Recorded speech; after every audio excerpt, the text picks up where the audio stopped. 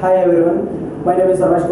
My hometown is Dhongir district. It's from Karnataka state only, and I completed my BE graduation from Evision University at the BIT Engineering College Dhongir only. And after completion of my BE graduation, I came to Bangalore and I have attended so many interviews for network profile, but I didn't get any job on network profile. And one of my friends suggested me about Evision Technology Private Limited at Bangalore, and I joined Evision, and within 2 months only I got placed in one of the top MNC companies, that is Tech Mahindra. And for a fresher, I am suggesting you, please do join to Evision. It is the right partner to launch your career, and where you can utilize your knowledge and skills, and you can also develop your skills, communication skills, and IT skills and IT skills and all. And this is about Evision. Thank you.